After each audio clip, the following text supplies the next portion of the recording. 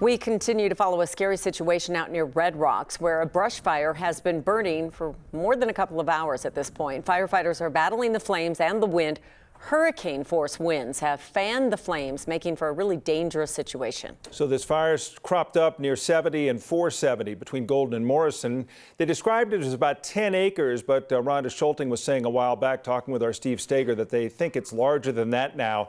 We're talking about no evacuations, but Jeffco and Lakewood police are telling people nearby to consider those pre-evacuation preparations should the conditions get any worse.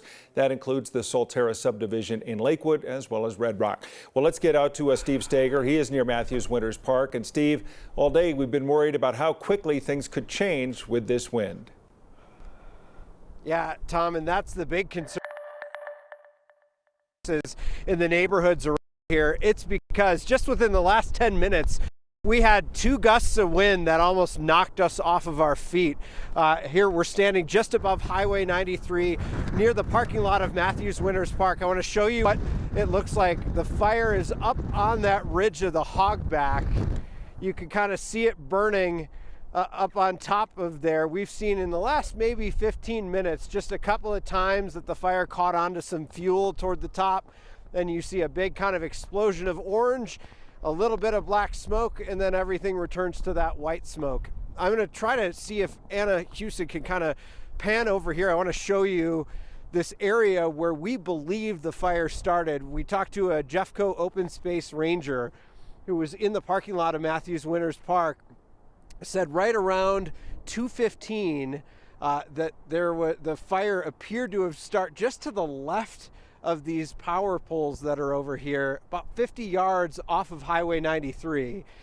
So that kind of gives you an idea. We're not sure what might have caused it. We did put in a request to Excel just to see if they had any information. They said they're aware of the situation and that they're looking into things here and just trying to get an idea of what's going on.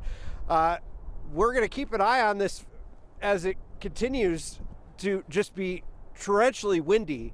I don't know if that's the right word. It's very windy out here. A couple of times, like I said, we've almost been knocked off our feet. There's another gust right now. You imagine what the firefighters who are fighting this fire are dealing with. That was almost on cue. You imagine what they're dealing with. We talked to West Metro Fire's Rhonda Schulting not too long ago.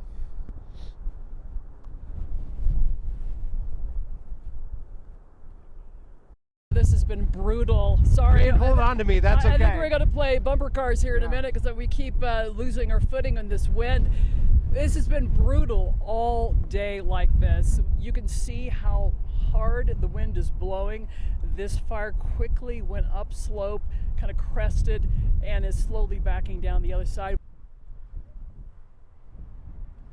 And so with those conditions, you can't get air support up to put anything on this fire. It's all being fought from the ground. There are agencies from all over the West Metro area here helping out, trying to make sure this doesn't turn into something that's worse than it is right now. The good news is we have not heard of any structures damaged, anything like that. A couple areas on pre-evacuation notice, but with winds like this, you want to be ready just in case. Guys, back to you.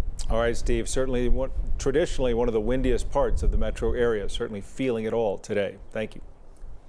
Tonight was supposed to be the first concert of the year for the season at Red Rocks, but the wind and now the fire nearby have caused that show to be postponed. Red Rocks had tweeted earlier today they closed the amphitheater to visitors because of the high wind. And then just over about 40 minutes ago, about an hour ago, Red Rocks decided to pull the plug on EDM DJ Dabin. The new show date is yet to be determined.